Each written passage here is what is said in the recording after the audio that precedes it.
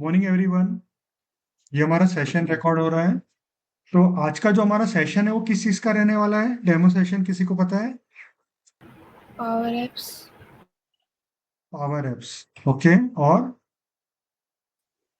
Mobile application. Mobile application. अपन ऐसा कह सकते हैं पावर पेजेस। यस। ठीक है, पावर पावर पेजेस। हम थोड़ा सा ना इनको अलग अलग कर देते हैं। एक है पावर एप्स। ठीक है, तो पावर एप्स के बारे में आप क्या जानते हो?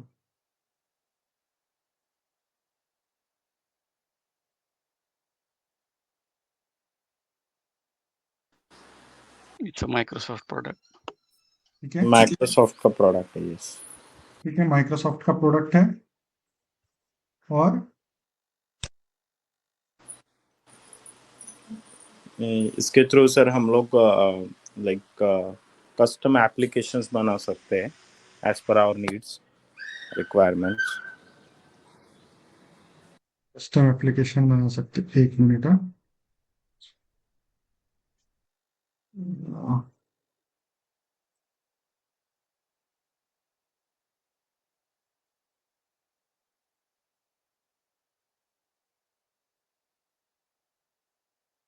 ठीक है, कस्टम एप्लीकेशंस बना सकते हैं। That's true.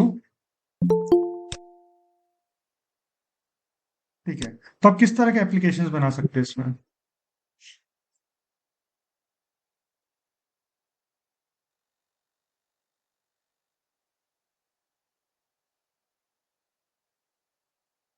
आप मोबाइल एप्लीकेशन बना सकते हैं।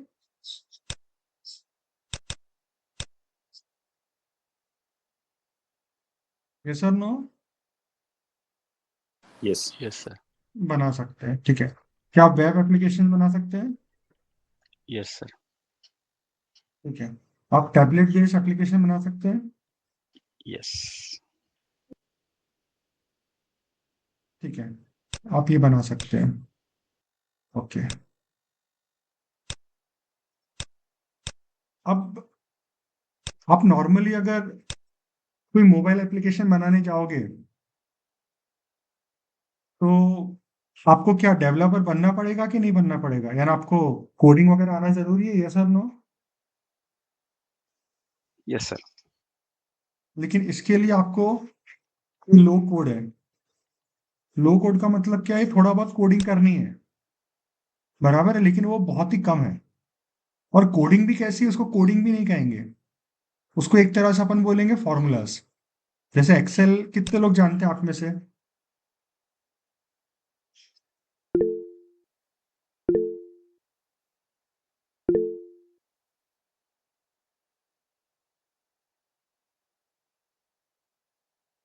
ठीक है, बाकी महक महक भी ठीक है। तो यानी लोग जानते हैं ना एक्सेल। ठीक है, तो एक्सेल जो भी मैं जिसमें काम कर रहा हूँ एक्सेल ही है। तो एक्सेल में हम लोग फॉर्मूलाज लिखते हैं ना, जैसे is equal to sum, right? तो ये सम एक फंक्शन है और ये कुछ पर्टिकुलर काम करता है। ये किस चीज का काम करता है? सम करने का काम करता है। उसी तरह से सम इफ होता है, सम इफ्स होता है, सम प्रोडक्ट होता है, ऐसे काफी सारे फंक्शंस होते हैं इसके अंदर।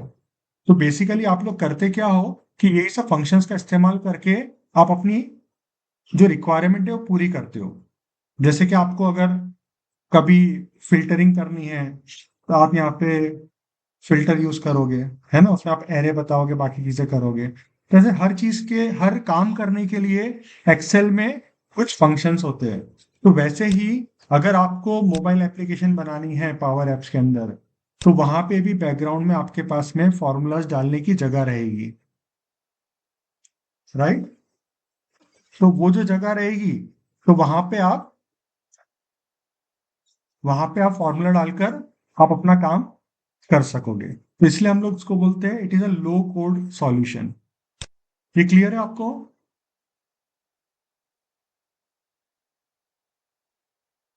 Yes sir. ठीक है, अभी ये जो वेब एप्लीकेशन है, वेब एप्लीकेशन हम लोग यहाँ पे पावर पेजेस में भी बना सकते हैं। तो वेब एप्लीकेशन यहाँ पे भी बना सकते हैं और इधर भी बना सकते हैं। यहाँ पे भी रहेगा तो वो लो कोड ही रहने वाला है। ठीक है। अब लो कोड क्योंकि कॉमन है तो हम लोग लो कोड को यहाँ पे डाल देते हैं, इसको यहाँ से डिलीट कर देते हैं। यानी क्या हमने देखा, पावर एप्स एक तो माइक्रोसॉफ्ट का प्रोडक्ट है और एक लो कोड है, और इसके अंदर आता है नो कोड। नो कोड यानी क्या है कि लगभग आपको कोडिंग की जरूरत ही नहीं है, टेम्पलेट्स वगैरह अवेलेबल है, उसमें काफी सारे drag and drop options available है, तो वो यूज करके आप वेब एप्लीकेशन आप बना सकते हो। यहाँ तक के सो फार सो गुड।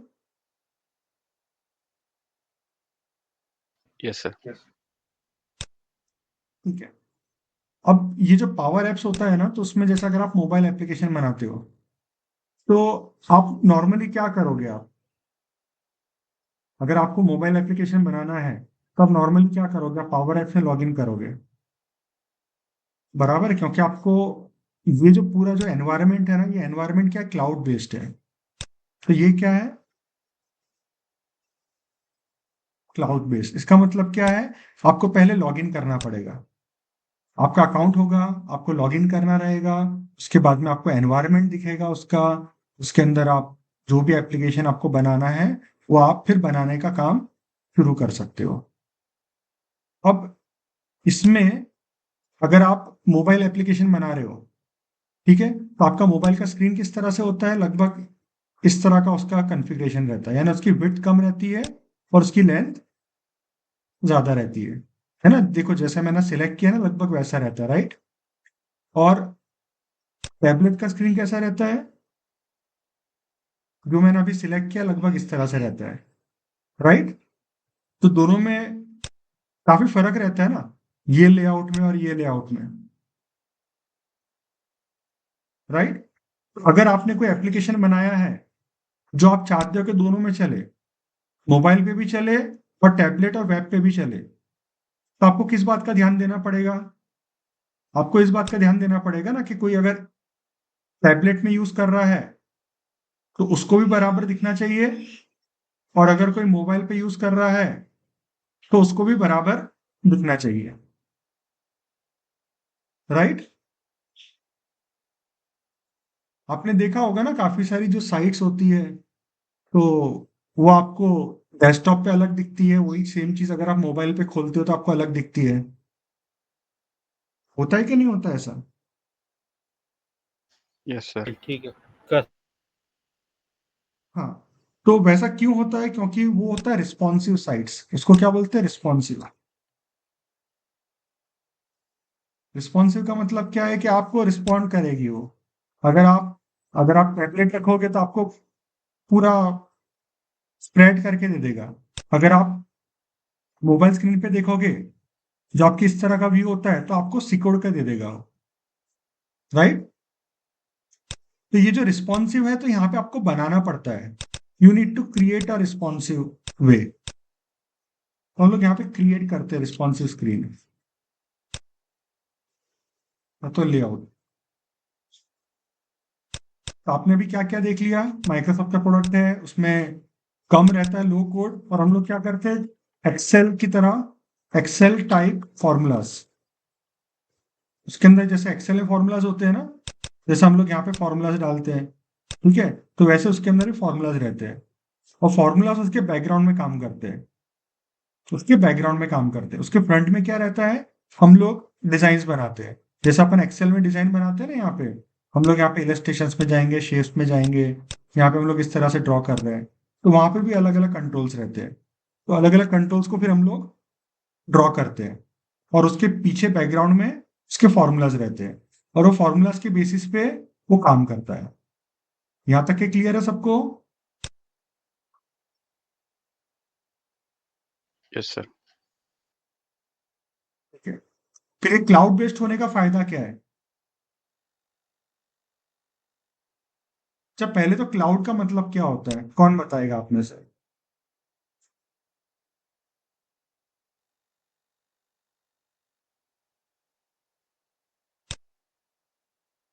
क्लाउड का मतलब आप लोग क्या समझते हो?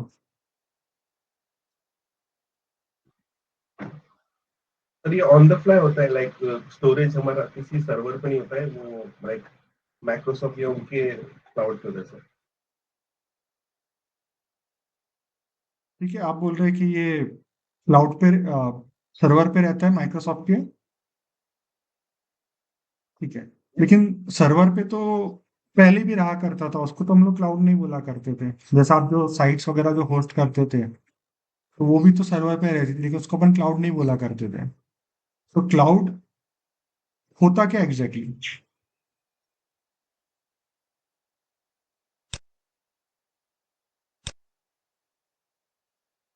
आपने अजूर का नाम सुना है?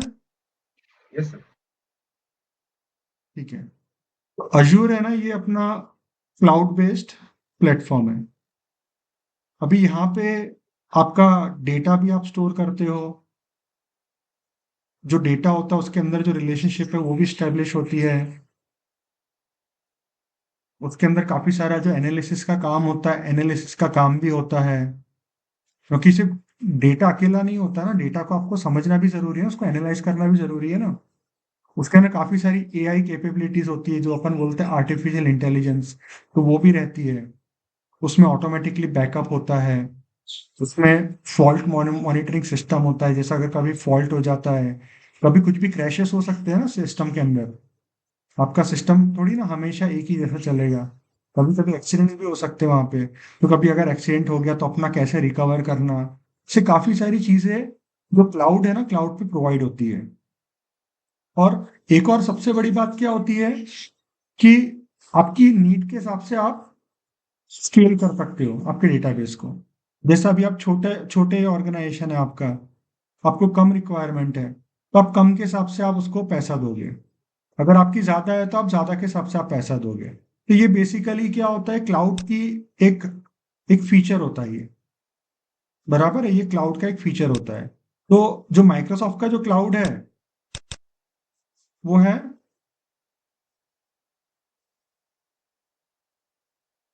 Microsoft Azure. अभी ये जो चीज है ना, ये काफी काफी इसके अंदर अलग अलग सेक्शंस होते हैं, एलिमेंट्स होते हैं। तो हम लोग अभी उसके अंदर नहीं जाएंगे। हम लोग सिर्फ ये देखेंगे कि ये माइक्रोसॉफ्ट एज्योर के ऊपर बेस्ड होता है इसका क्लाउड। जो इसमें डेटा डेटा वर्स भी एक कंसेप्ट है। तो जो डेटा वर्स का जो कंसेप्ट है, जो डेटा वर्स जो रहता है वो माइक्रोसॉफ्ट एज्योर के ऊपर रहता है। और ये भी जो है पूरा का पूरा पावर एप्स, यानी आप जो भी प्रोजेक्ट वगैरह बनाओगे इसके अंदर, जो भी फाइल्स वगैरह बनाओगे, प्रोजेक्ट्स वगैरह बनाओगे, तो वो सब चीजें कहाँ पे स्टोर होगी? आपके क्लाउड पे स्टोर होगी। तो क्लाउड का मतलब क्या होता है? एक सर्वर। क्लाउड का मतलब क्या होता है? एक सर्वर, यानी एक अलग ही कंप्यूटर, जो कहीं ना कहीं कंप्यूटर या तो सेट ऑफ कंप्यूटर्स जो कहीं ना कहीं रखे हुए हैं, और जो पूरी की पूरी चीजों को मैनेज करके दे रहे हैं आपको। उसमें आप डेटा स्टोर भी कर रहे हो, डेटा प्रोसेसिंग भी हो रहा है, सब कुछ हो रहा है। तो ये क्लाउड की डेफिनेशन आपको क्लियर हुई? कोई क्वेश्चन है तो आप लोग पूछ सकते हैं।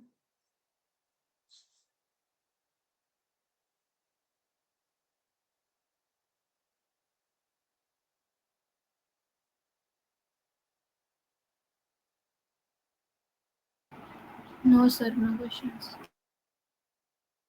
ठीक है। अभी जो पावर एप्स है, तो हम लोग इसके अंदर थोड़ी जगह छोड़ देते हैं यहाँ पे, ठीक है। इसमें आप कौन कौन से तरह के एप्स बना सकते हो वो हम लोग देखते हैं। एक आप बना सकते हो जो होता है कैनवास। हम लोग ये सारी की सारी चीजें सीखने वाले हैं, हम लोग इसको प्रैक्टिकली देखेंगे ये सब चीजें करके। और जो लोग पहले से कोर्सेज कर चुके हैं उनको मालूम है कि हम लोग किस तरह से पढ़ाते हैं। कि पहले हम लोग डेमोन्स्ट्रेट करते हैं, फिर उसके बाद में आपको मौका दिया जाता है सॉल्व करने का। अगर आपको नहीं समझ में आता तो वापस से पूछ सकते हो कि इस चीज को रिपीट कर दीजिए, हम लोग रिपीट करते हैं।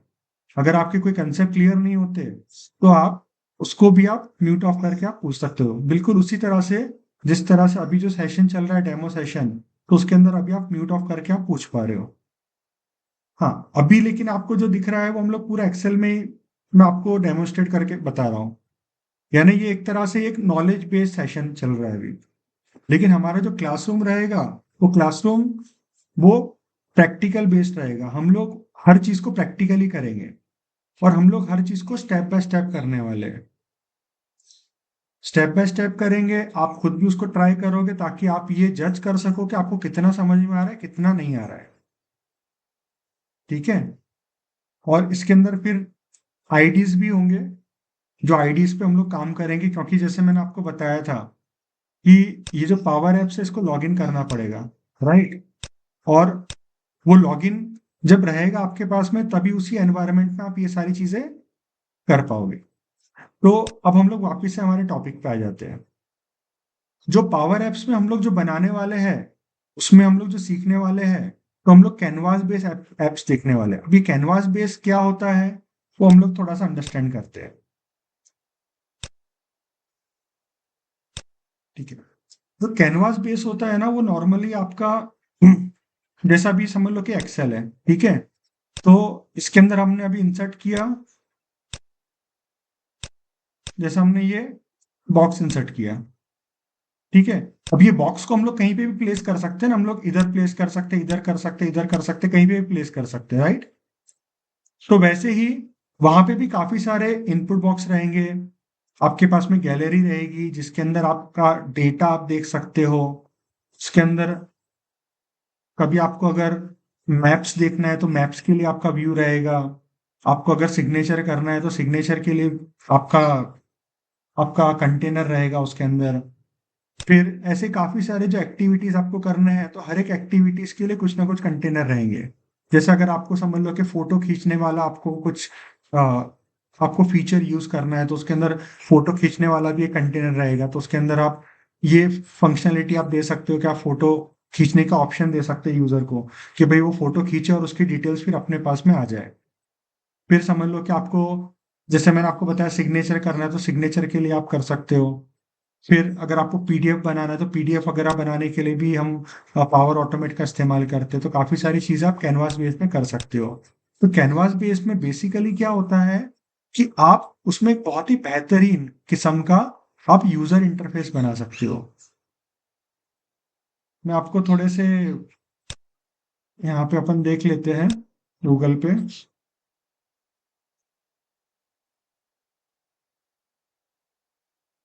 पावर एप्स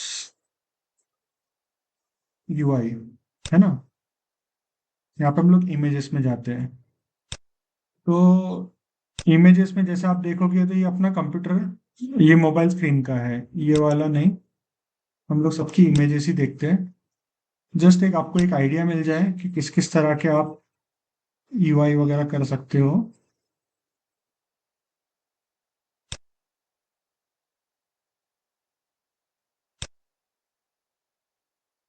ठीक है। ये जो है ये टैबलेट व्यू है ना। तो इसमें ये जो आप देख पा रहे हैं ना, ये सब टेक्स्ट बॉक्सेस हैं। फिर इसमें आप डेट एंट्री का सिस्टम है। यहाँ पे साइड में आपने, यानी इन्होंने ये बना के रखा है अलग अलग ऑप्शंस के। आप जो ऑप्शन को सिलेक्ट करोगे उसकी डिटेल्स आपको यहाँ पे दिखेगी। यहाँ पे भी आपके पास में लिंक्स है। तो ये एक अलग पेज है, ये एक अलग पेज है, इस तरह से। फिर यहाँ पे फिल्टरिंग भी हो रही है कि भाई इन प्रोग्रेस आपको देखना है तो आप देख सकते हो, नॉट स्टार्टेड देखना है तो देख सकते हो।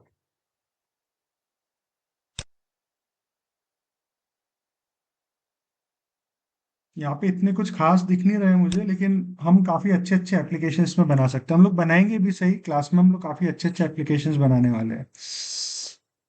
तो जैसा अभी ये भी एक एप्लीकेशन है, यहाँ पे भी उन्होंने अलग अलग तरीके के उन्होंने ग्राफिक्स वगैरह डाल के रखे हैं। इसको आप पावर बीआई के साथ में भी कनेक्ट कर सकते हो। यानी आपके पावर बीआई में जो आप ग्राफिक्स वगैरह जो बनते हैं ना, तो वो भी आप इसमें डिस्प्ले करवा सकते हो।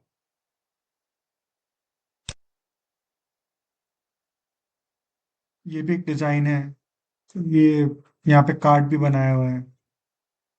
तो खैर ऐसे काफी सारी चीजें आप इसमें बना सकते हो। अभी थोड़ा सा हम लोग इधर आ जाते हैं।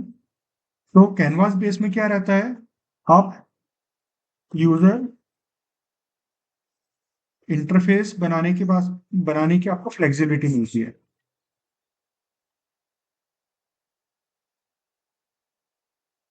ये ना जैसा भी चाहे वैसा फ्लेक्सिबिलिटी के साथ में आप अपना यूजर इंटरफेस आप बना सकते हो। यूजर इंटरफेस क्यों इतना इंपॉर्टेंट रोल प्ले करता है? क्योंकि जो भी एंड यूजर होता है जो इस एप्लीकेशन को यूज करने वाला है वो इसी इंटरफेस के थ्रू कम्युनिकेट करने वाला है। अगर आपका यूजर इंटरफेस ब्यूटीफुल रहेगा, एट्रैक्टिव रहेगा, इजी रहेगा, तो एंड यूजर उसको यूज करना पसंद करेंगे। अगर आपका यूजर इंटरफेस डिफिकल्ट रहेगा तो यूजर उसको यूज करना पसंद नहीं करेंगे। अभी आपके प्रोजेक्ट की सक्सेस भी उसी पे डिपेंड करेगी कि अगर लोग यूज कर रहे हैं, अगर उनको यूजर फ्रेंडली लग रहा है तो लोग पसंद भी करेंगे। अब यूजर फ्रेंडली बनाने के लिए एक यूजर इंटरफेस तो लगता ही है, लेकिन उसके साथ साथ में आपका जो बैकग्राउंड में फॉर्मूलाज होते हैं, तो फॉर्मूलाज आप किस तरह से आप लॉजिक बना रहे हो, उसका फ्लो किस तरह से बना रहे हो, वो भी बहुत इंपॉर्टेंट है।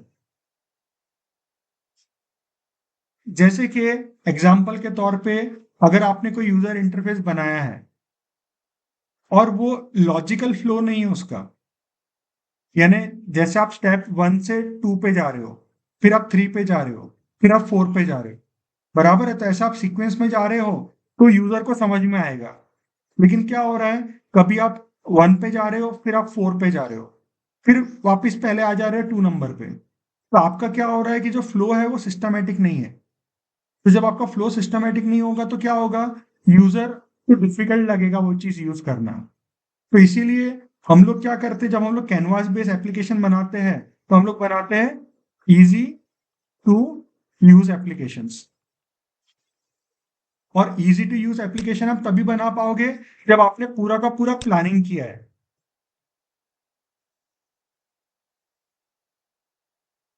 और ये जो प्लानिंग होती है ये बाय डिफॉल्ट ऐसे ही जनरेट नहीं हो जाती है, प्लानिंग हमें करना पड़ता है, प्लानिंग और डिजाइनिंग हमें करना पड़ता है। ठीक है, तो हम लोग क्लास में ये भी देखेंगे हम लोग प्लानिंग और डिजाइनिंग हम लोग किस तरह से करते हैं।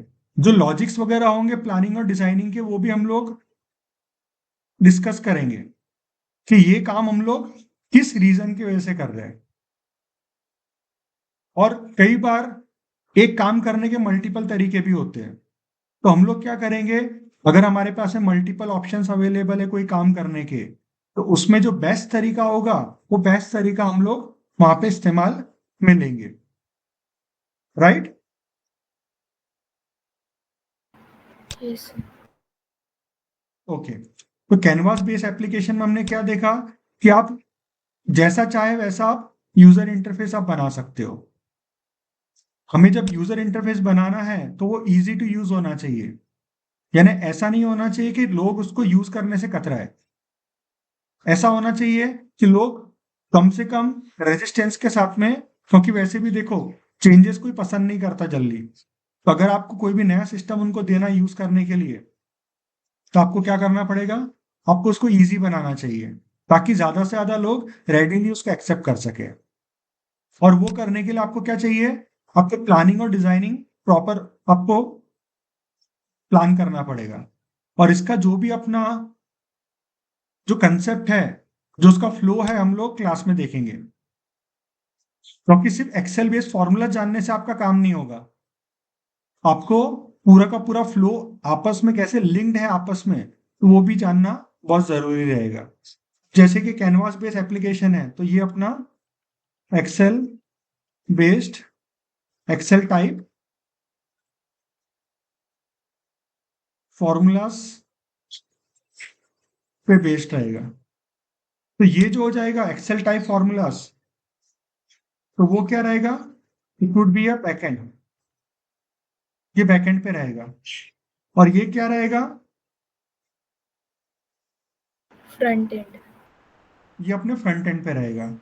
और ये जो रहेगा this would be our logic. ठीक है, this would be our logic. अभी इसके अंदर एक और चीज है, जब अपन बैकएंड की बात कर रहे हैं ना, तो बैकएंड में डेटाबेस भी रहता है, डेटाबेस। तो डेटाबेस का मतलब ये है कि आप जो भी यूजर जो है फ्रंट एंड में जो भी कुछ एंट्री कर रहा है, वो डेटा कहीं ना कहीं तो आपका स्टोर होना चाहिए ना, राइट? तो तो वो जो डेटाबेस होता है ना, तो डेटाबेस के लिए काफी सारे कनेक्टर्स का इस्तेमाल होता है। लगभग 100 से भी ज्यादा ऊपर कनेक्टर्स अवेलेबल है माइक्रोसॉफ्ट में। जैसे अगर अपन यहाँ पे लिखते हैं list of power apps connectors, तो यहाँ पे लिस्ट आ रही है, हम लोग यहाँ पे क्लिक करते हैं तो यहाँ पे कनेक्टर्स, आपको काफी सारे कनेक्टर्स मिलेंगे।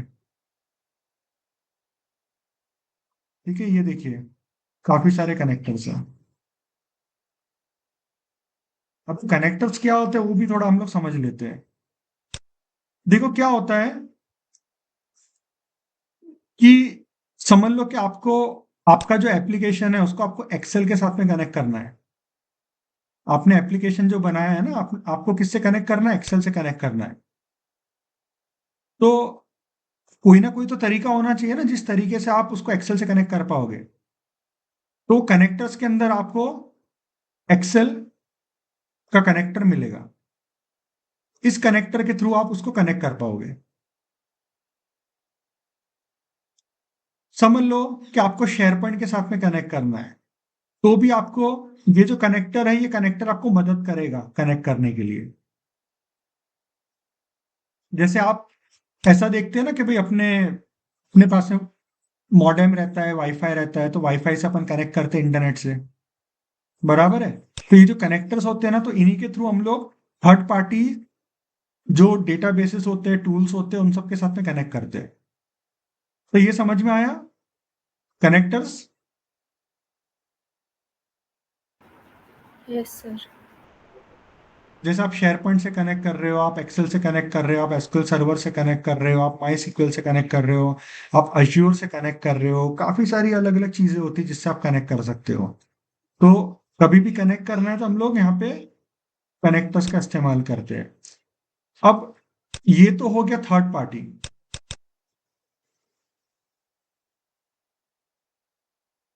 ठीक है, तो कनेक्टर्स नॉर्मली कैसे रहते हैं? थर्ड पार्टी के साथ में कनेक्ट करने के लिए। फिर एक और चीज होती है डेटावर्स। तो डेटावर्स क्या होता है? वो इनबिल्ट डेटाबेस होता है। यानी डेटा अगर आपको स्टोर करना है तो या तो आप कोई कनेक्टर यूज करके आप उसमें स्टोर कर दो, या तो फिर आप जो इनबिल्ट है उसका डेटावर्स उसके अंदर आप स्टोर कर दो।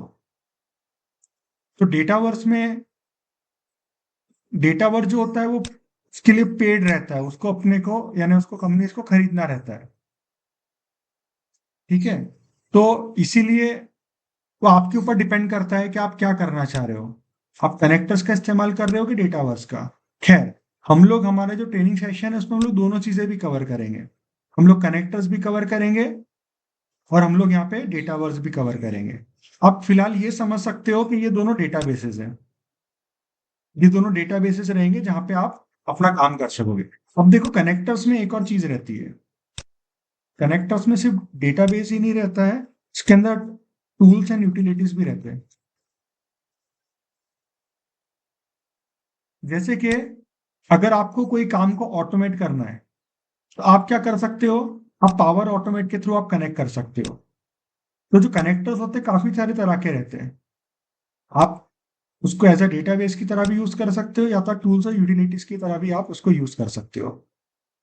अभी आपको लग रहा होगा काफी सारी चीजें हैं जो मैं यहाँ पे कवर कर रहा हूँ, लेकिन ये जब सारी की सारी चीजें जब simple, easy, step by step एक पर्टिकुलर फ्लो में आप जब देखोगे ना, तो आप काफी इंजॉय करोगे ये सब चीजें, और आपको लगेगा कि यार ये जबरदस्त चीजें बनाई है इंसान ने। ऐसी ऐसी चीजें माइक्रोसॉफ्ट ने बनाई है जो आपको लगेगा कि यार कि सही में यार ये दिस इज द फ्यूचर, कि यही यही आगे का फ्यूचर है। अभी कई बार आपने देखा होगा कि लोग बोलते हैं चैट जीपीटी वगैरह काफी सारे जॉब्स खाने वाला है, लेकिन ये कैसा, ये ऐसी चीजें हैं जो चैट जीपीटी को काफी टाइम लग जाएगा यहाँ तक के पहुंचने को। चैट जीपीटी नहीं बोलूंगा मैं, एआई बोलूंगा, क्योंकि चैट जीपीटी तो खैर एक पर्टिकुलर चीज है उसके अंदर की। तो ये चीजें कैसी है कि ये आपको आगे चल के जॉब सिक्योरिटी भी देगी और अच्छा अर्निंग का ऑप्शन भी देगी, इस तरह से। तो अभी यहाँ तक कि हमने जो भी चीजें कवर की है, क्या ये सब चीजें आपको क्लियर है? कोई भी लॉजिक सॉरी कोई भी क्वेश्चन है तो आप पूछ लीजिए, जो भी आपके माइंड में आ रहा है, कोई भी डाउट टॉपिक से रिलेटेड है या आपका थोड़ा ऑफ ट्रैक है, जो आपके माइंड में आया है आपको क्लियर करवाना है तो आप पूछ सकते हो।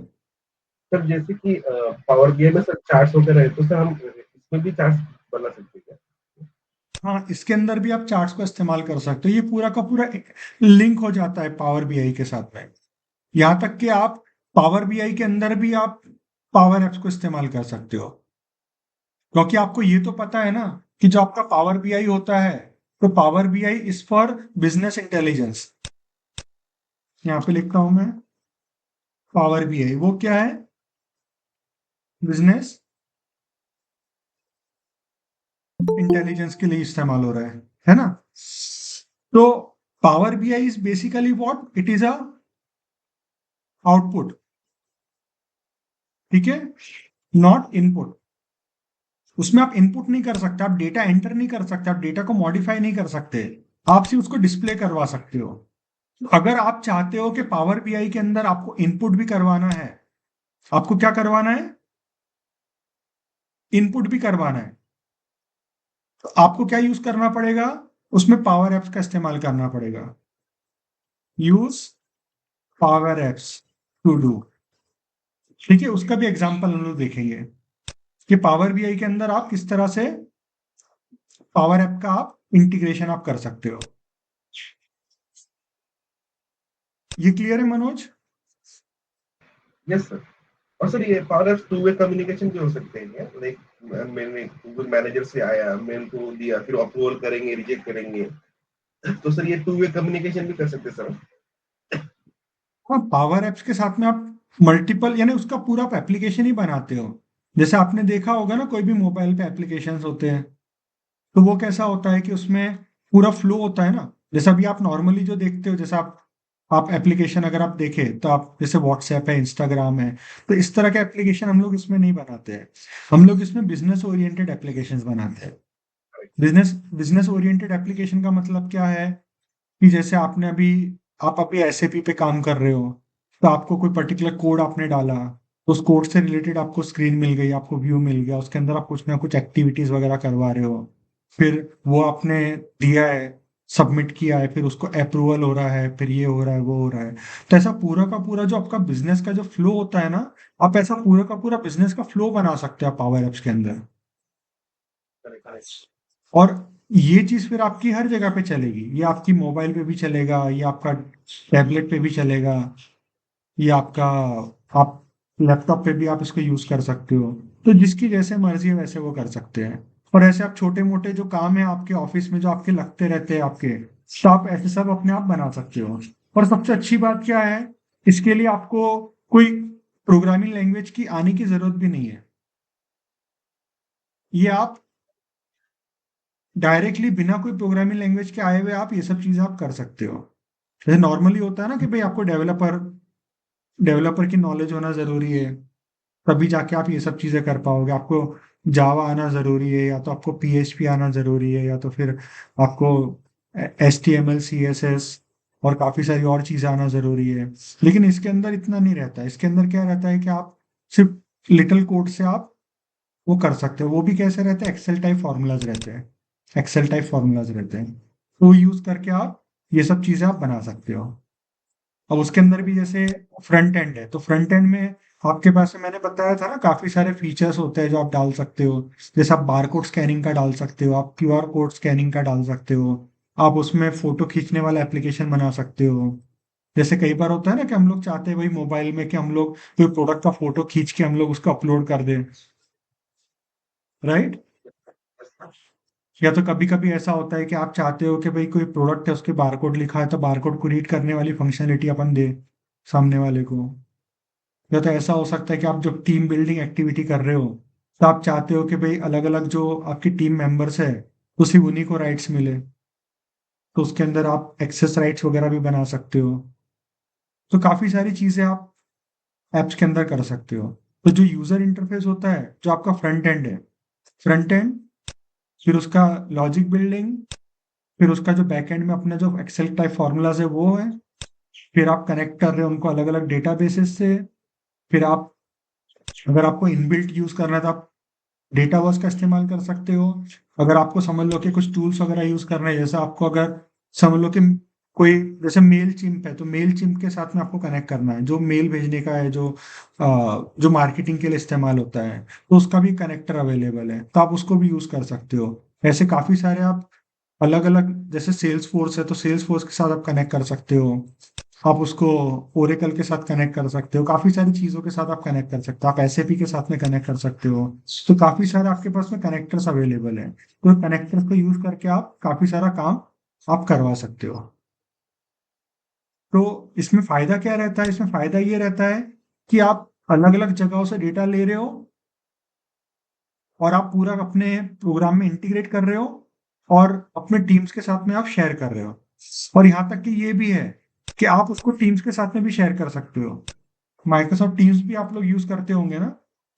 कितने लोग यूज करते हैं माइक्रोसॉफ्ट टीम्स? सर यूज करते हैं। Yes, sir. तो टीम्स के अंदर भी आप ये बना सकते हो, टीम्स के अंदर भी आप पावर एस बना सकते हो, है ना? पावर एस बनाओ और बाद में टीम्स के अंदर आप उसको लोड कर दो। ये आया आपको समझ में? हाँ सर। ठीक है। तो यहाँ पे हमने क्या देखा? हमने देखा कैनवास बेस्ड ऐप। तो ये कैनवास बेस्ड ऐप था। फिर एक दूसरा होता है मॉडल ड्रिवन ऐप। तो ये भी हम लोग क्लास में काफी डिटेल में देखेंगे। तो मॉडल ड्रिवन ऐप में क्या रहता है?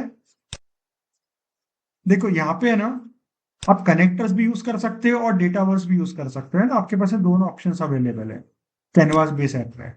लेकिन मॉडल ड्रिवन ऐप में आप सिर्फ डेटावर्स ही इस्तेमाल कर सकते हो, यू कांट यूज कनेक्टर्स। तो ये क्लियर हुआ? यस ठीक है। अब आप बोलेंगे जब इसमें कनेक्टर अपन यूज नहीं कर सकते, इसका मतलब क्या है? काफी सारे थर्ड पार्टीज अपन यूज ही नहीं कर पाएंगे। लेकिन डेटावर्स का कंसेप्ट, यानी इसका कंसेप्ट अलग है मॉडल ड्रिवन का। जो मॉडल ड्रिवन होता है ना, वो इसलिए बनाया गया होता है कि अगर आप अपना डेटा सेंट्रिक काम कर रहे हो जिसमें आपको ज्यादा डिजाइनिंग वगैरह नहीं करनी है, ठीक है, तो आप क्या करोगे? आप उसको है ना इजीली बना लोगे। तो मॉडल ड्रिवन ऐप है ना बहुत ही इजीली फटाफट बन जाते हैं। यहाँ तक कि मॉडल ड्रिवन ऐप में एक फैसिलिटी ये भी होती है, आप कैनवास ऐप को उसके अंदर इंक्लूड कर सकते हो, उसके अंदर एम्बेड कर सकते हो। जैसा अभी एक थाली है ना?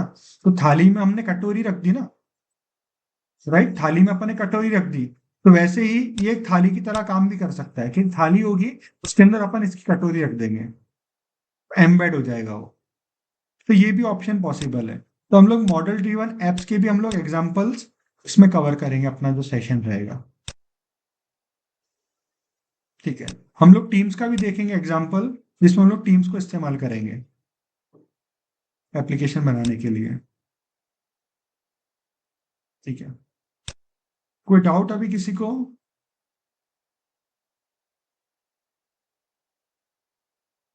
सर ये आपने बोला पावर बीआई के साथ जो इंटीग्रेशन है ना, उसका एक छोटा एग्जांपल देंगे कैसे किस तरीके से हम लोग उसको इंटीग्रेट कर सकते हैं? पावर बीआई का जो एग्जांपल है ना, हम लोग सब क्लास में लेने वाले हैं। मैं अभी आपको पर्पजली ये सब जो एक्चुअल स्क्रीन है ना वो नहीं बता रहा हूँ। इसका रीजन क्या है कि वो काफी वास्ट है। अगर मैं आपको एक चीज बताऊंगा ना, उसके अंदर दूसरा क्वेश्चन आएगा। और क्योंकि आपको पहले से इसका प्री नॉलेज नहीं है ना, जैसे समझ लो अजिंक्य आप शायद यूज करते होंगे तो आपको थोड़ा बहुत आइडिया रहेगा, लेकिन बाकी लोग हैं उनको कुछ भी आइडिया नहीं रहेगा ना, तो दे विल गेट लॉस्ट कि भाई हो क्या रहा है। और मैं इसलिए क्या चाह रहा हूँ कि अपना जो डेमो सेशन है उसको एकदम सिंपल रखूंगा। मैं सिर्फ आपको एक ओवरव्यू बताऊं कि आप क्या क्या चीजें उसमें एक्सपेक्ट कर सकते हो, और बाकी जितने भी अपने प्रैक्टिकल एग्जांपल्स होंगे तो सारे प्रैक्टिकल एग्जांपल हम लोग स्टेप बाय स्टेप, जैसे नहीं अपन क्लास में लेते हैं एक एक स्टेप कि भाई इसका प्रीफेस ये है, फिर अपन अभी ये करने वाले हैं, तो अपन वो सब जो प्रैक्टिकल है ना चीजें अपन फिर क्लास में करने वाले हैं। तो नो डाउट हम लोग पावर बीआई के एग्जाम्पल लेंगे, उसमें हम लोग पावर बीआई में जो रिपोर्ट्स होंगी तो उसके अंदर एंट्री अपन डायनामिकली कैसे कर सकते हैं, पावर ऐप को अपन उसमें इंस्टॉल करके फिर अपन वो करेंगे। ठीक है सर। इस तरह से।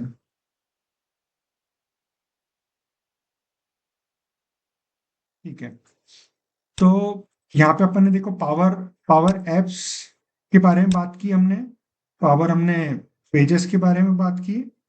अभी जो चीज अपन एक्सटर्नली कनेक्ट करने वाले उसमें अपन पावर बीआई की भी एग्जांपल लेंगे, लेकिन पावर बीआई अपन कवर नहीं करने वाले इसके अंदर।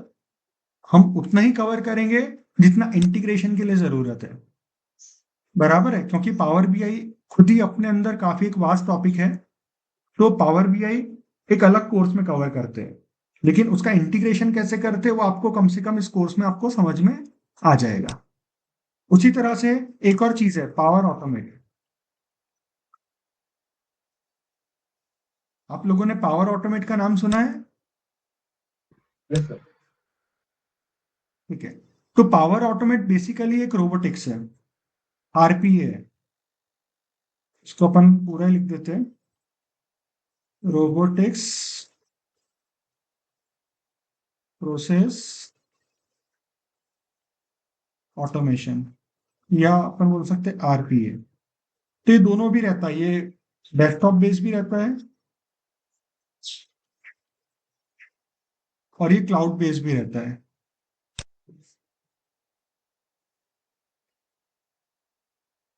ठीक है, क्लाउड बेस का मतलब क्या है कि आपकी जो भी चीजें क्लाउड पर है उनको भी आप ऑटोमेट कर सकते हो, और डेस्कटॉप पे आप इंस्टॉल करके एप्लीकेशन आप डेस्कटॉप पे भी यूज कर सकते हो। अब डेस्कटॉप पे रखा इसका मतलब ये नहीं कि आप क्लाउड की चीजों को ऑटोमेट नहीं कर सकते। डेस्कटॉप पे रह के भी आप शेयर पॉइंट को ऑटोमेट कर सकते हो, आप वेब को ऑटोमेट कर सकते हो, काफी सारी चीजें आप कर सकते हो। ठीक है, तो ये डेस्कटॉप बेस्ड का मतलब क्या है कि वो डेस्कटॉप के ऊपर इंस्टॉल किया अपन ने, पावर ऑटोमेट का जो सॉफ्टवेयर है वो। और क्लाउड बेस्ड का मतलब क्या है कि यहाँ पे अपन ने कोई सॉफ्टवेयर इंस्टॉल नहीं किया अपने कंप्यूटर पे, हम लोग सिर्फ लॉग इन कर रहे हैं और उनके जो क्लाउड पे जो जो इंफ्रास्ट्रक्चर है वो इंफ्रास्ट्रक्चर का अपन इस्तेमाल कर रहे हैं। अभी ये जो क्लास है इसकी डिटेल्ड क्लास भी हमारी एक अलग से एक सेशन रहता है। अभी उसका भी डेमो है हमारा 11:15 को। तो अगर आप लोग चाह रहे होंगे कि पावर ऑटोमेट भी थोड़ा आप अंडरस्टैंड करो कि ये चीज क्या है, तो आप वाले डेमो अटेंड कर सकते हो। और पावर बीआई भी हमारा कोर्स, ये भी एक अलग कोर्स है, ये भी स्टार्ट होने वाला है। ये संडे का बैच है, संडे यानी कल उसका डेमो रहेगा, कल सुबह में 8 बजे का डेमो रहेगा ये। और इसका क्या रहेगा, 11:15 का इसका डेमो रहेगा। तो अगर आपको इसके बारे में और ज्यादा जानना है कि भाई ये चीजें क्या है, किस तरह से काम करती है, तो फिर आप ये डेमोस रिस्पेक्टिवली आप अटेंड कर सकते हो। ठीक है, लेकिन कुल मिला के क्या है कि माइक्रोसॉफ्ट ने एक इतना खतरनाक एक इंफ्रास्ट्रक्चर बनाया है, इकोसिस्टम बनाया है कि हर चीज आप एक दूसरे के साथ में कनेक्ट करवा सकते हो। तो पावर बीआई को आप पावर ऑटोमेट के साथ भी कनेक्ट कर सकते हो, और अभी हम लोग जो पावर एप्स बनाने वाले हैं उसके अंदर भी हम लोग पावर पावर ऑटोमेट का भी इस्तेमाल करेंगे थोड़ा बहुत।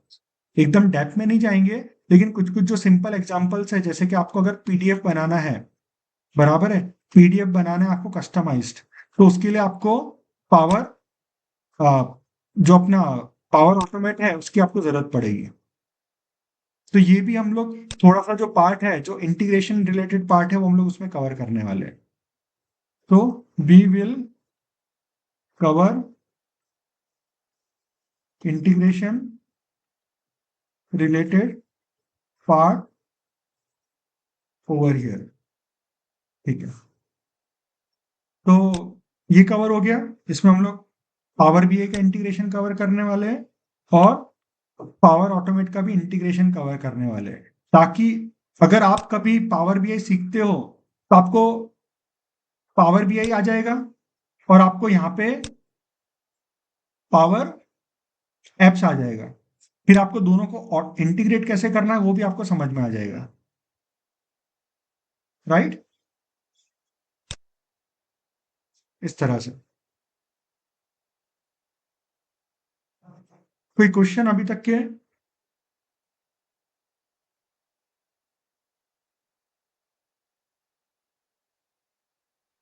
सर ये दोनों कोर्सेज साथ में किया तो सर लाइक कितना हैवी जाएगा, like power automate and power apps का? नहीं, हैवी तो नहीं जाने वाला है, क्योंकि दोनों चीजें है ना इंटीग्रेटेड भी है, अलग अलग भी। जैसे नहीं एक्सेल का कोर्स है और वीबीए का कोर्स आप साथ में कर सकते हो, ये वैसा ही है। जैसे पावर ऑटोमेट का आप बोल सकते हो कि वीबीए है ये, और पावर एप्स को बोल सकते हैं ये एक्सेल के कोर जैसा है। और ये चीजें इतनी डिफिकल्ट भी नहीं है। अगर आप जैसे क्लास में आप जब देखोगे, अपन जब आगे बढ़ेंगे तो आपको सब चीजें स्टेप बाय स्टेप आपको सब चीज समझ में भी आती जाएगी आपको। Correct. ये रहेगा कि आप जब दोनों चीजें करोगे तो आपको दोनों चीजों का इंटीग्रेशन भी समझ में आएगा। जैसा भी हम लोग पावर एप्स में पावर ऑटोमेट के लिमिटेड एग्जांपल कवर करने वाले हैं, लेकिन आपका मन करेगा ना कि भाई मैं और ज्यादा एग्जांपल सीखूं, और ज्यादा डिटेल में सीखूं पावर पावर ऑटोमेट, ताकि उसमें और भी ज्यादा काम कर सकूं। जैसे एग्जांपल के तौर पे मैं आपको बताता हूँ। अभी समझ लो कि आप एक्सेल का कोर्स कर रहे हो, है ना? आप किसका कोर्स कर रहे हो? एक्सेल का कोर्स कर रहे हो। तो एक्सेल के कोर्स के अंदर हम लोग मैक्रो रिकॉर्डिंग एडिटिंग कवर करते, राइट? लेकिन हम लोग वीबीए कवर नहीं करते। तो वीबीए का क्या है? हमारा एक अलग कोर्स रहता है। तो जब आप एक्सेल में जब आप मैक्रो रिकॉर्डिंग एडिटिंग करते हो तो आपको समझ में आता है कि इसमें काफी सारे काम आप करना है, तो आपको वीबीए लगेगा। तो फिर आप क्या करते हो? आप वीबीए सीखते हो। तो जब वीबीए और एक्सेल के साथ में आप इंटीग्रेट करते हो तो आप काफी सारी चीजों को ऑटोमेट कर पाते हो, और आपका स्कोप काफी बढ़ जाता है। क्योंकि ये एक अलग चीज है, ये एक अलग एप्लीकेशन है, और वीबीए एक लैंग्वेज है जो एक अलग लेवल पे काम करती है। लेकिन अगर आपको दोनों चीजें आई साथ में, तो आप दोनों के इंटीग्रेशन से काफी सारी चीजें आप कर सकते हो। तो वैसे ही अगर हम लोग यहाँ पे देखें तो पावर एप्स में आप बहुत सारी चीजें आप कर सकते हो, आप एप्लीकेशंस बना सकते हो, और उसके अंदर आप पावर ऑटोमेट का इस्तेमाल कर सकते हो। लेकिन अगर आपको पावर ऑटोमेट ज्यादा आएगा तो आप काफी सारी ऐसी चीजें जो इसमें इम्पॉसिबल है करना, तो उसको आप इसको यूज करके आप पॉसिबल बना सकोगे। आप समझ रहे? क्योंकि ये सब चीजें इंटीग्रेटेड भी है। Correct. ये मैं समझा पाया ना आपको? आपका जो क्वेश्चन था उसको क्लियर कर पाया ना Manoj? Yes. Yes, always sir. अच्छा अच्छा, ठीक है ठीक है।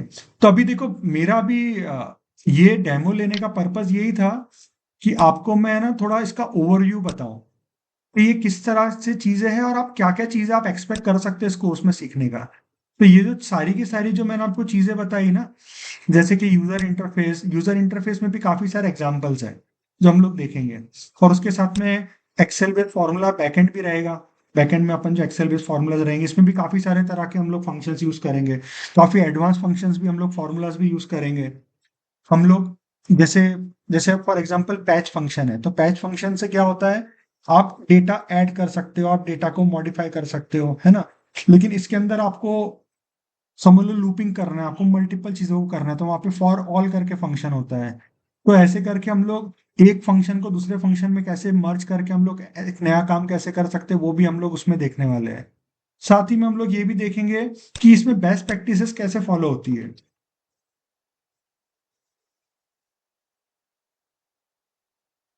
क्योंकि क्या होता है, देखो काम तो कोई भी कर लेता है। जैसे अगर फर्नीचर बनाना है तो कोई भी फर्नीचर वाला फर्नीचर बना लेगा। लेकिन आप देखोगे कि एक जना फर्नीचर बनाएगा तो उसकी क्वालिटी अच्छी नहीं होगी, उसके फर्नीचर अच्छे दिखते भी नहीं होंगे और बराबर रहेंगे भी नहीं। लेकिन फर्नीचर बना रहा है, वो सोफा बना रहा है, और जो दूसरा बंदा है वो सोफा बनाएगा तो उसको देख के लगेगा यार क्या बढ़िया क्वालिटी का काम किया इसने। तो हम लोग यहाँ पे ना बेस्ट प्रैक्टिसेस पे फोकस करेंगे। हम लोग वो चीजें देखेंगे जो बेस्ट तरीका है काम करने का।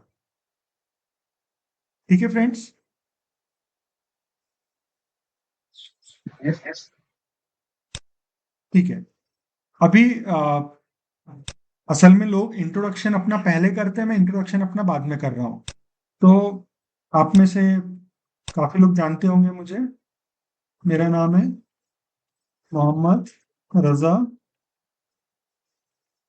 सागर, ये मेरा नाम है, पूरा नाम है। And I am the course director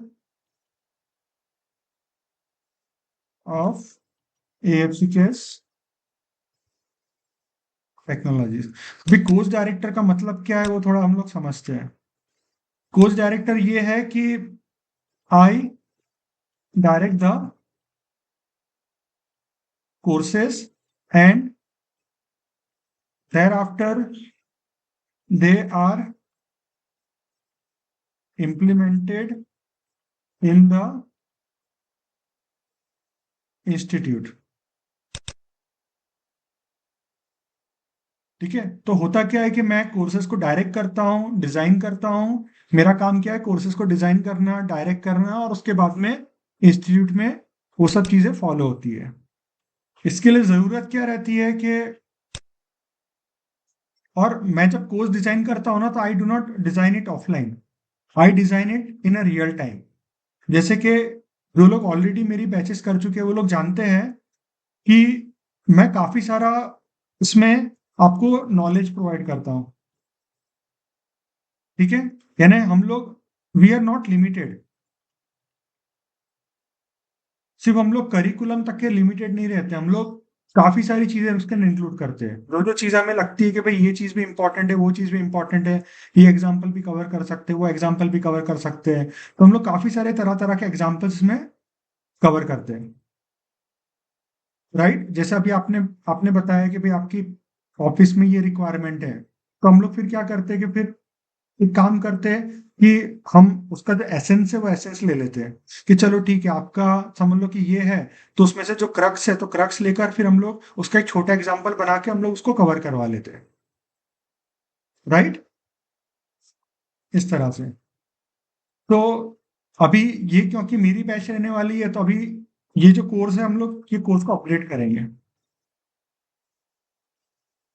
क्योंकि लास्ट टाइम जो कोर्स था तो उसके अंदर हम लोग मॉडल ड्रिवन एप्स जो थे वो हमने कवर नहीं किया था, और हमने लास्ट का जो हमारा जो पिछला कोर्स था तो उसके अंदर पावर पेजेस भी कवर नहीं किया था। क्यों? क्योंकि पावर पेजेस का जो कंसेप्ट है वो नया कंसेप्ट है। तो अभी हम लोग ये चीजें भी कवर करने वाले हैं, और जो पिछले जो हमने फॉर्मूलाज कवर किए थे, पिछली भी बार हमने जो कवर किए थे, लगभग 30-35 से ऊपर तरह तरह के फॉर्मूलाज हमने कवर किए थे। अभी भी हम लोग वो भी चीजें कवर करेंगे, और उससे ज्यादा भी जो फंक्शन है, जो नए नए फंक्शन है वो भी हम लोग कवर करेंगे। साथ में इसमें कंपोनेंट्स कैसे बनाते हैं, कंपोनेंट्स बनाना भी हम लोग सीखेंगे, और हम लोग कनेक्टर्स भी बनाना देखेंगे। नहीं सॉरी, कनेक्टर्स इसमें नहीं है, वो पावर पावर ऑटोमेट के अंदर है, वो तो इसके अंदर नहीं देखेंगे, लेकिन हम लोग कम से कम कनेक्टर्स को यूज कैसे करना है वो हम लोग उसमें देखने वाले हैं। तो ये सारी की सारी चीजें हम लोग इसके अंदर कवर करेंगे। तो जैसे कि आप लोग समझ सकते हैं, क्योंकि ये बैच मैं खुद लेने वाला हूँ, तो इसमें काफी सारे एग्जाम्पल्स रहेंगे, इसीलिए ये आइडियली ये जो कोर्स है इसका ड्यूरेशन है 4 मंथ्स, लेकिन क्योंकि मेरी जो बैचेस होती है नॉर्मली ज्यादा चल जाती है, तो इसीलिए आप अगर कोर्स कर रहे हो तो then be ready to stay for long, क्योंकि ये हम लोग लॉन्ग टर्म तक के, यानी थोड़ा लंबा चलेगा, ये हो सकता है 4 महीने ना चले, 6 महीना चल जाए, है ना। तो देखो, कुल मिला के फायदा आप ही का होने वाला है, क्योंकि आप ज्यादा से ज्यादा चीजें उसमें सीखोगे। तो ये चीज के लिए भी आप रेडी रहिएगा अगर आप कोर्स ज्वाइन करना चाह रहे हो तो। ठीक है, अभी यहाँ पे जितनी चीजें मैंने बताई है, तो क्या आपको इन चीजों में कोई क्वेश्चन पूछना है?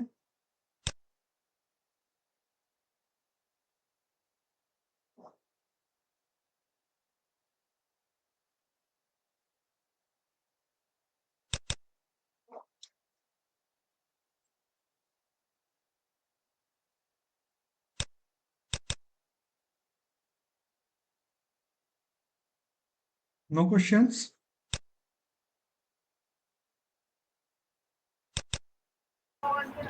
No, sir. ठीक है, तो देखो यहाँ पे अपन ने इंट्रोडक्शन देखा, यहाँ पे मैंने आपको एग्जांपल बताया, जैसे एक्सेल वीबी होता है उसी तरह का ये है। तो पावर एप्स को हम लोग किस तरह से कंपेयर करते हैं, एक्सेल की तरह, और पावर ऑटोमेट को अपन कैसे कंपेयर करते हैं, वीबी की तरह। ठीक है, लेकिन बस ये रोबोटिक्स है, तो इसमें आपको कोडिंग नहीं करनी पड़ती है, इसमें एक अलग कंसेप्ट रहता है जैसे रोबोटिक्स में रहता है वैसा। तो इसमें भी दो चीजें रहती है, एक तो डेस्कटॉप बेस्ड रहता है, क्लाउड बेस्ड रहता है। अगर आपको इसके बारे में ज्यादा डिटेल में जानना है तो अभी 11-15 को एक डेमो सेशन होने वाला है, तो उसको आप अटेंड कर सकते हो। और अगर आपको पावर बीआई के बारे में डिटेल में जानना है तो कल हमारा सुबह में 8 बजे सेशन रहेगा, डेमो सेशन, वो आप अटेंड कर सकते हो।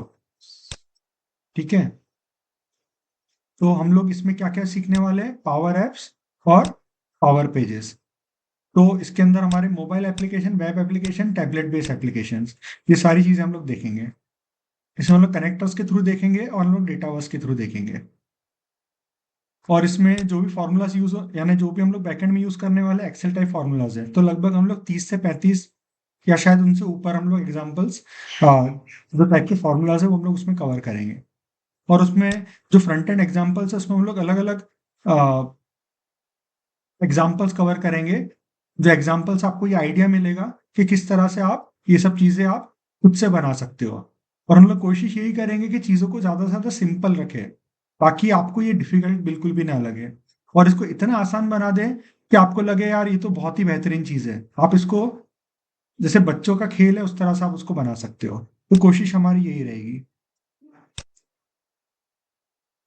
कोई क्वेश्चन? सर ये पावर टॉयज भी कुछ आया सर, वो क्या है पावर टॉयज? पावर टॉयज, जो पावर टॉयज है ना उसमें मैंने अभी ज्यादा वो किया नहीं है, लेकिन मेरे ख्याल से वो शायद वीडियो बेस वगैरह है। एक बार देख लेते हैं। मैंने भी एक बार पढ़ा था उसके बारे में, लेकिन अभी मैं उतना भी याद नहीं है मुझे उसके बारे में। तो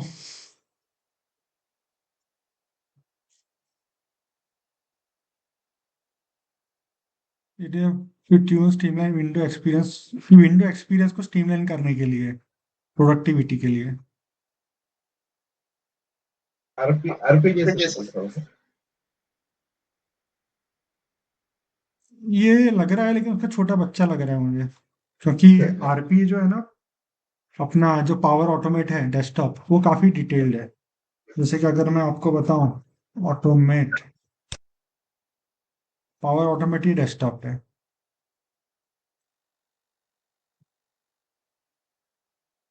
तो ये इसमें आप डेस्कटॉप की सारी चीजें ऑटोमेट कर सकते हैं। जैसे अगर आप कोई एप्लीकेशंस है तो एप्लीकेशंस को आपको ऑटोमेट करवाना है तो उसको आप करवा लो। अगर कोई वेब बेस्ड एप्लीकेशन है उसको आपको ऑटोमेट करवाना है तो वो आप करवा लो।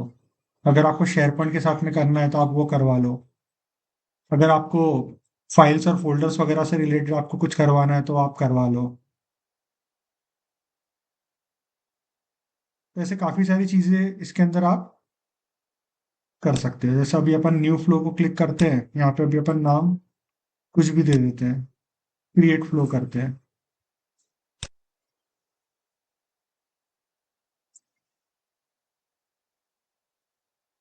तो पावर पावर ऑटोमेट का बच्चा ही रहेगा वो, अगर रहेगा भी तो।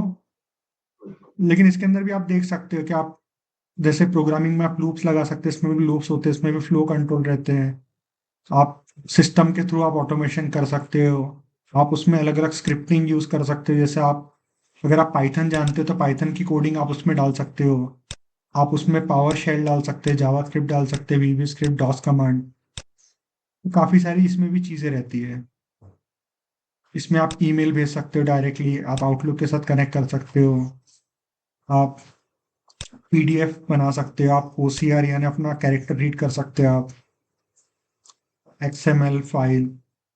खैर ये डिटेल में अपन अगर आपको देखना है यानी समझना है कि इसमें क्या क्या चीज़ें कवर होगी, तो अपना जो 11:15 को जो सेशन होगा वो आप कर लेना। बाकी पावर पावर टॉयज के बारे में अभी मुझे ज़्यादा आइडिया नहीं है, तो मैं इसके बारे में आपको कुछ बता नहीं पाऊंगा। ठीक है। सर ये और बैच कब से चालू होगा पावर एप्स का? पावर एप्स का फिर अगले हफ्ते हम लोग स्टार्ट करेंगे बैच, है ना। तो अभी मैं आपको वो भी बता देता हूँ फीस का अपना किसका कैसा है। ठीक है। ये जो कोर्स है अपना, ये पावर एप्स का है। इसकी फीस है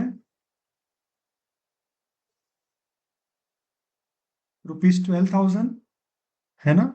इसको आप दो तरीके से पे कर सकते हो। एक तरीका क्या है, ₹4,000 मल्टीप्लाइड बाय 3 मंथ्स, ऐसे आप 3 महीनों में पे कर सकते हो। यानी पहला 4,000 अभी, फिर अगले महीने यानी अपना जून, मैं यहाँ पे लिख भी देता हूँ। ये आपका हो जाएगा, देखो आज 27 है ना, तो 3 तारीख तक के आपको फर्स्ट इंस्टॉलमेंट पे करना है। 3 जून पहला रहेगा, फिर 10 जुलाई थर्ड रहेगा, और 10 अगस्त। इस तरह से आपकी फीस आप पे कर सकते हो। और अगर आप वन टाइम पे करना चाह रहे हो तो उसमें 10% डिस्काउंट रहता है।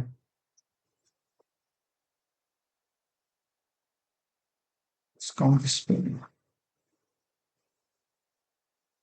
डिस्काउंट रहता है, उस केस में आपको 10,800 रुपये पे करना है। ये दो ऑप्शन है आपके पास फीस पेमेंट के, तो वो आप कुछ भी चूज कर सकते हो। अभी आपको पेमेंट कब तक के करना है? 3 जून से पहले, बिफोर 3 जून। तो जो भी आपको ऑप्शन सही लगता है, अगर आपको इंस्टॉलमेंट चूज करना है तो आप ये कर लो, तो ये आपका शेड्यूल है पेमेंट का। अगर आप वन टाइम फीस पेमेंट करना चाह रहे हो तो आप इस तरह से फीस पेमेंट कर सकते हो, है ना, वन टाइम में 3 जून से पहले। अभी इसमें पेमेंट करना क्यों जरूरी? क्योंकि इसमें ना मैं आपको लॉगिन आईडी पासवर्ड भी दूंगा। अभी लॉगिन आईडी पासवर्ड दूंगा तो फिर उसके लिए कमिटमेंट होना जरूरी है ना, और जो मॉनिटरी कमिटमेंट होता है तो उससे पता चलता है कि भाई नाउ यू आर इंटरेस्टेड। नहीं तो ऐसा नहीं होना चाहिए कि भाई हमने दे दिया, फिर किसी का कुछ काम आ गया, कोई नहीं कर पा रहा ये वो। तो इसमें जो कमिटेड लोग होंगे उन्हीं को हम लोग जो यूजर आईडी पासवर्ड वगैरह शेयर करेंगे।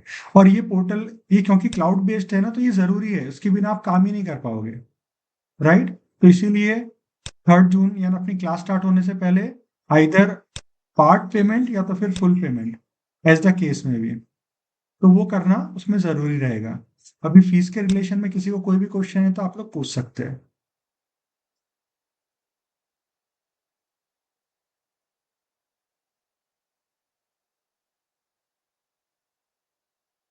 Any questions?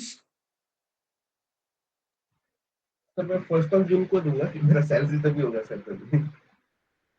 1 जून को ना, हाँ वो तो 3 जून के पहले है ना, वो आप कर सकते हो, कोई दिक्कत की बात नहीं। वो तो वैसे भी देखो 3 जून को अपना स्टार्ट होगा ना, तो आपको 3 जून से पहले पहले, क्लास से पहले पहले चांस रहेगा आपको पेमेंट करने का, तो आप कर सकते हो, कोई भी दिक्कत की बात नहीं है। ठीक है, और कोई क्वेश्चन किसी को भी?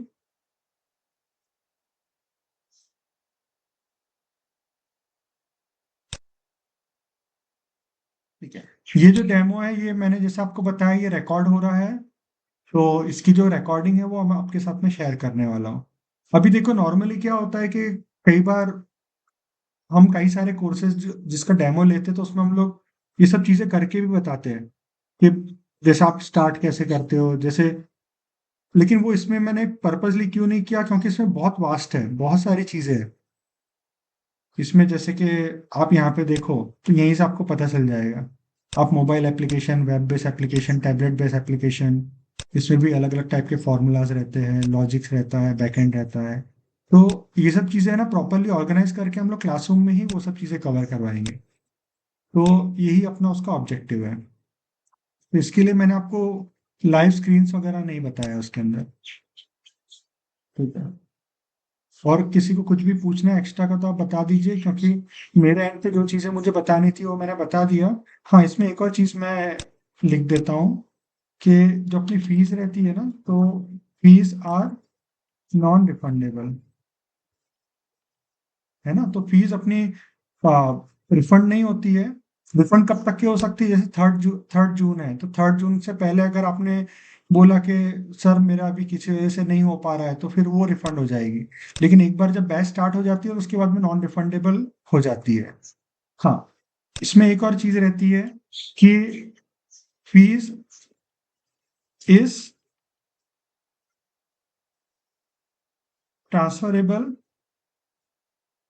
टू अदर बैच, यानी आप अदर बैच में उसको ट्रांसफर कर सकते हो, लेकिन उसके अंदर मिनिमम ₹2000 ट्रांसफर चार्जेस रहता है ना। तो इसीलिए आप जब कोर्स करोगे ना, तो आप तभी कोर्स को आप ऑप्ट कीजिएगा जब आप रेडी हो कोर्स के लिए, है ना। बाकी कई बार लोगों को ये डाउट होता है, अपने ऊपर डाउट होता है कि क्या हम लोग सीख पाएंगे ये चीज़, क्या हम लोग कर पाएंगे। तो ये चीज़ तो मैं अपने एंड पे आपको एश्योरेंस दूंगा कि जब आप कोर्स करोगे तो ये पूरा का पूरा हम लोग जीरो से ही स्टार्ट करने वाले हैं। यानी हम लोग ऐसा नहीं करेंगे। अभी मैंने यहाँ पे काफी सारे जो टर्म्स बोला, तो मुझे मालूम है आपको काफी सारे टर्म्स आपने लाइफ में फर्स्ट टाइम सुने होंगे, बराबर है। तो ये मत घबराइएगा कि भाई टर्म्स ही हमें मालूम नहीं तो हम लोग आगे क्या करेंगे। जो भी चीजें हम लोग करने वाले ना, पूरी की पूरी जीरो से स्टार्ट करेंगे। और जीरो से स्टार्ट करने का मतलब ये होगा, उसका फायदा ये होगा कि जब आपको कभी कोई इंटरव्यू में पूछेगा ना, आप उसको डिटेल में बता सकोगे भाई इसका क्या मतलब है। और ये टर्म्स फिर आपके लिए आगे चल के नए नहीं रहने वाले। वो सब टर्म्स भी आपको बराबर पता रहेंगे। ठीक है, तो उसका डेमो जो रिकॉर्डिंग है मैं फिर आप लोगों के साथ में शेयर करूंगा। तो ऑल द बेस्ट एवरीवन, मिलते हैं अगले हफ्ते।